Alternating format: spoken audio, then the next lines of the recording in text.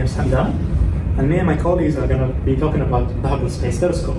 We are in group F93. Now, before starting, I'd like to give you somewhat of a background about the Hubble Space Telescope. So let's track back to 1920. There was a scientist called Edwin Hubble, and he used the largest telescope available at that time to observe what's beyond our heavens, or otherwise known as outer space. And he observed that there are galaxies beyond our own. And now that really reshaped our thinking about outer space.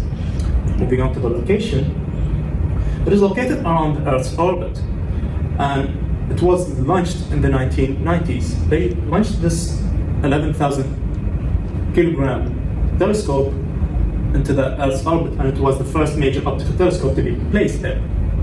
Now, it had a maximum altitude of 600 kilometers, but it stayed around 550 kilometers with a latitude of 28.5 degrees. Now, that enabled it to take 15 cycles a day around the Earth. Now, 15 cycles a day goes around 96 minutes per cycle. Now, moving on to the EM spectrum. The telescope was made by NASA, and they like to honor Edwin Hubble for his accomplishments, so they named the Hubble Space Telescope after him. It was located in the Earth's atmosphere for two main reasons: so that it could attain clear images, and the other reason would be because the wavelengths that are coming from outer space to Earth were hindered by the Earth's atmosphere. So any wavelength that goes to the Earth's surface would be hindered, such as the infrared and the ultraviolet lights, by the ozone layer.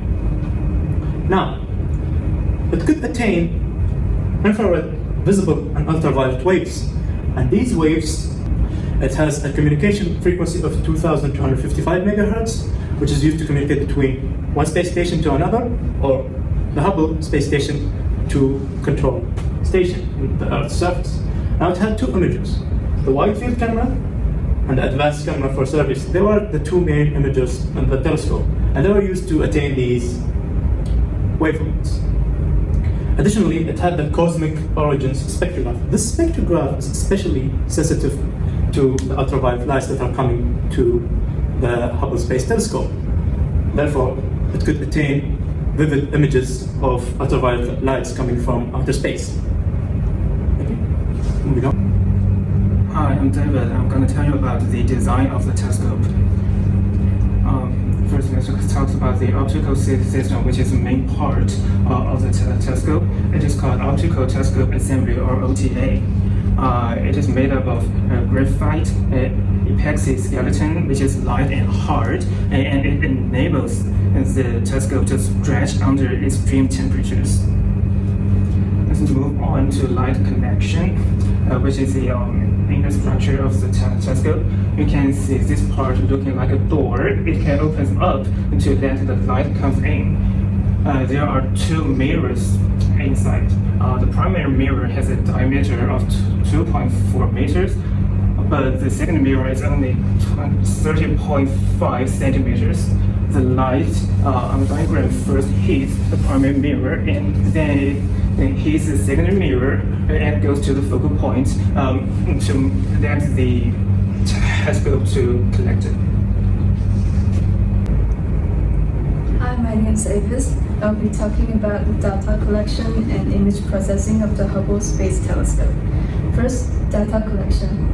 This is the device generally used to capture astronomical objects. It's called charge-coupled device, and it's highly sensitive to light. When the data information is first captured, it is originally preserved inside the spacecraft. And then the information is sent to geosynchronous tracking and data relay satellite, which is around Earth in orbit. And then the information is sent to White Sands Test Facility, located in New Mexico. Then it's sent to Space Telescope Operation Control Center, which is in Maryland, the US. Finally, to the Space Telescope Science Institute, also in Maryland, the US. Next, I'll be talking about the image processing. It is not designed for the telescope to measure the color of the image. The appearance of an image is determined by the location, size, and color of the pixels. The pixels are the little squares arranged inside this image. Well, to create a true color image, grayscale of different colors should be combined. For example, this is a combination of 3 grayscale images, red, green, and blue, which creates a true color image. This is an image produced by using the 7 broadband filters, which creating the image that we can see today. Thanks. Hello, I'm Henry. Today I'm talking about the research of the exoplanet exploration. Currently, K2-18b super-Earth exoplanet is the only known exoplanet to have water and a suitable temperature for life.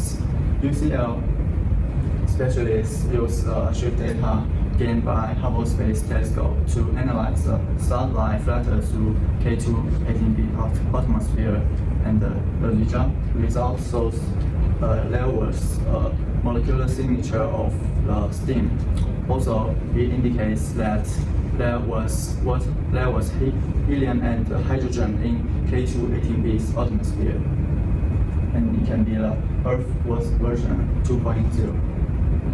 When it comes to the justification of the Hubble Space Telescope, in 1974, Bill eliminated all budgets for space telescope. In response, the astronomer started a nationwide lottery, and also the National Academy of Science published a report to stress the importance of the space telescope.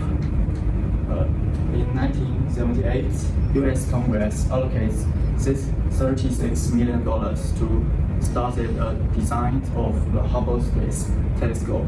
After that, this is only telescope used to observe the distant star in the universe until 2040. In conclusion of our presentation, we're going to list the major aspects of it. So it was the first major optical telescope to be placed in space, and it was located there so that it could attain clear images by the COS, which is really sensitive to ultraviolet lights. Now these lights went through the primary and the secondary mirrors to be collected. And thus, the image processing was made by the pixel size, location, and the grayscale color depth of the image. Now, the research conducted was made to explore exoplanets, and one of them was K2-18b. It had the potential to hold life, hence the name Earth version 2.0. Now, this telescope is still relevant to this day, and it is the only telescope to be intended to space research until the 2040. Thank you.